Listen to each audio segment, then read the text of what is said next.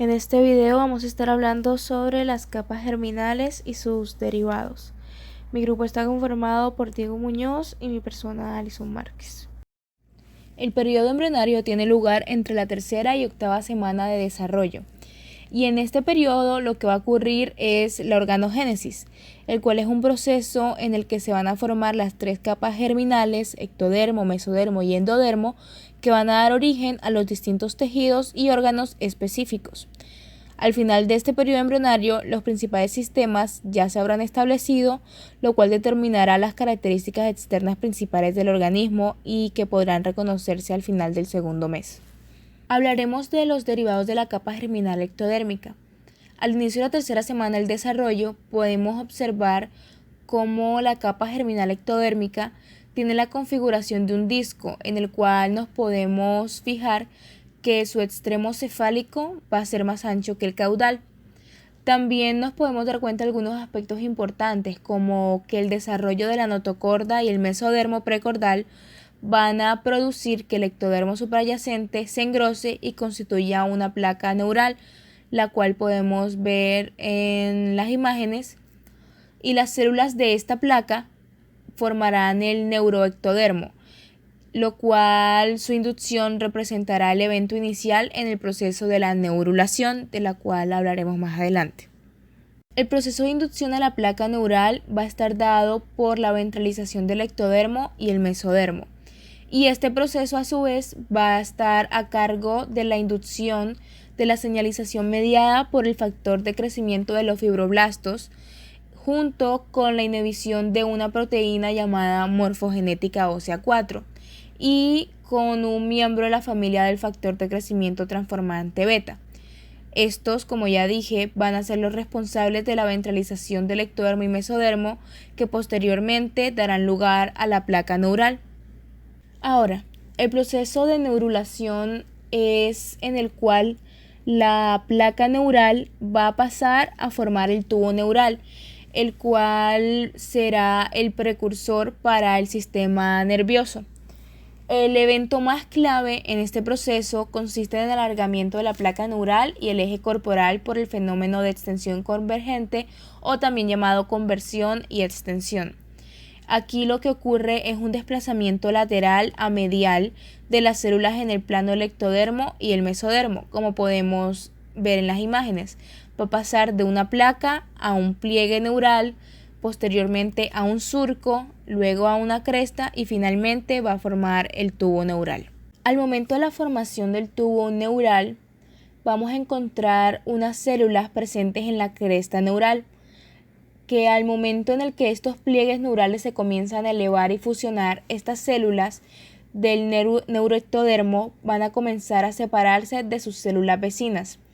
Estas células lo que van a hacer es que van a experimentar una transición epitelio-mesenquima, mientras abandonan por medio de un proceso llamado migración activa y desplazamiento.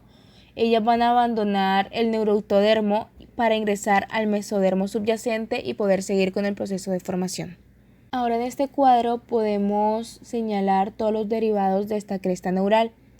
Tenemos el tejido conectivo y huesos de la cara y el cráneo, ganglios de los nervios craneales, células C de la glándula tiroides, tabique tronco conal del corazón, odontoblastos, dermis de la cara y el cuello, ganglios espinales, ganglios de la cadena simpática y preaórticos, ganglios parasimpáticos del tubo digestivo, médula suprarrenal, células de Schwann, células de la glía, meninges, melanocitos y las células de músculo liso para los vasos sanguíneos de la cara y el prosencéfalo. Bueno, yo soy Diego Muñoz y hoy le hablo acerca de los derivados de la capa germinal mesodérmica. Al inicio, las células de la capa germinal mesodérmica constituyen una lámina delgada de tejido laxo a cada lado de la línea media, como pueden observar en la figura A. Sin embargo, cerca del día 17, las células en proximidad a la línea media proliferan y constituyen una placa engrosada de tejido conocida como mesodermo paraxial. En un sitio lateral a este, la capa mesodérmica se conserva delgada y se conoce como placa lateral. Con la aparición y la coalescencia de cavidades intercelulares en la placa lateral, este tejido se divide en dos hojas, como pueden ver en la figura B y C. Una placa que tiene continuidad con el mesodermo que cubre el amnios, conocida como capa mesodérmica somática o parietal, y otra capa que muestra continuidad con el mesodermo que cubre el saco vitelino, que se conoce como capa mesodérmica esplácnica o visceral. Juntas, estas capas revisten una cavidad recién formada, la cavidad intraembrionaria, que tiene comunicación con la cavidad extraembrionaria a cada lado del embrión. El mesodermo intermedio conecta el mesodermo paraxial con el de la placa lateral, como puede observar en la última figura. Bueno, ahora continuamos con el mesodermo paraxial, el cual es una de las subdivisiones que tenemos como los derivados que surgen a través de la capa germinal mesodérmica. Al inicio de la tercera semana, el mesodermo paraxial comienza a organizarse en segmentos. Estos elementos son conocidos como somitómeros, los cuales aparecen en primer lugar en la región cefálica del embrión, y su formación procede en dirección céfalo-caudal. Cada somitómero está compuesto por células mesodérmicas dispuestas en espirales concéntricas en torno al centro de la estructura. En la región de la cabeza, los somitómeros se forman en relación a la segmentación de la placa neural para constituir neurómeras y contribuyen al mesénquima de la cabeza. Desde la región occipital hasta la caudal, los somitómeros se organizan en somitas. El primer par de somitas aparece en la región occipital del embrión, cerca del día 20 del desarrollo. A partir de ahí, surgen somitas nuevos en secuencia cráneo-caudal, a una velocidad aproximada de 3 pares por día, hasta el final de la quinta semana en que existen de 42 a 44 pares de somitómeros. Continuamos con la siguiente subdivisión, en la cual veremos al mesodermo intermedio.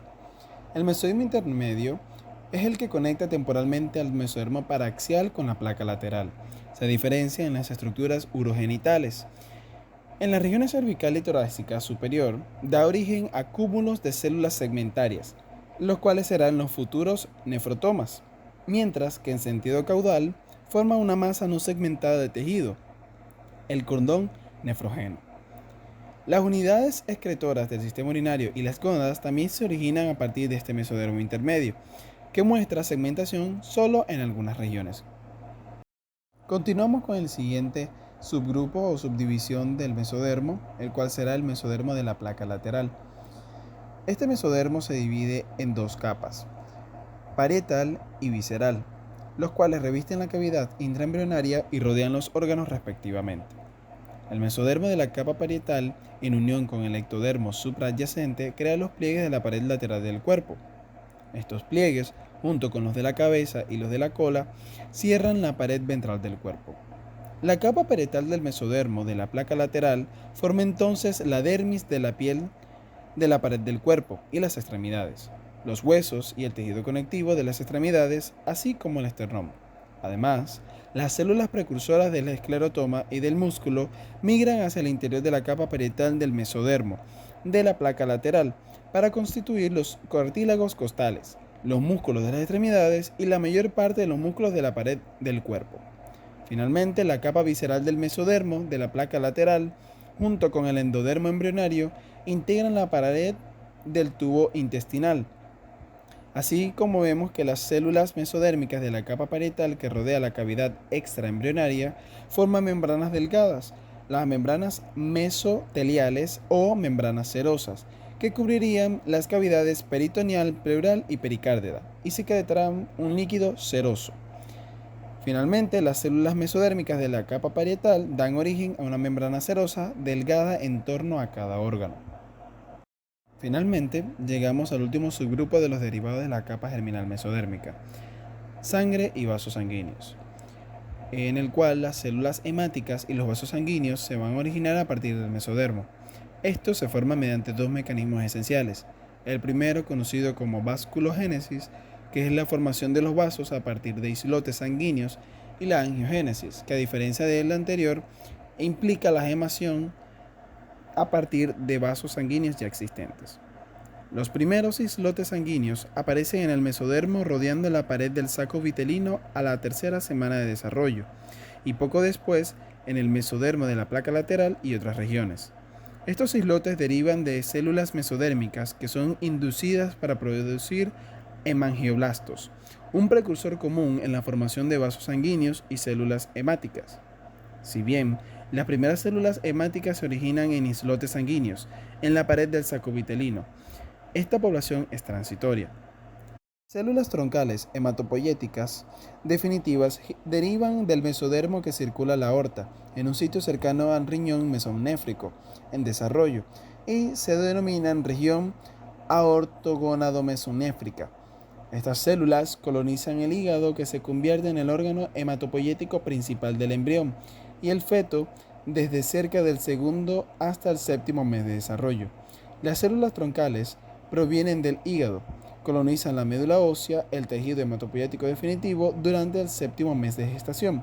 A partir de entonces, el hígado pierde su función hematopoyética. La última capa que tenemos es la capa endodérmica, la cual va a dar como resultado el tubo digestivo. Lo que ocurre aquí es que esta capa va a cubrir la superficie ventral del embrión y constituir el techo del saco vitelino. Con el desarrollo y crecimiento de las vesículas cerebrales, este disco embrionario comienza a sobresalir hacia lo que viene siendo la cavidad amniótica.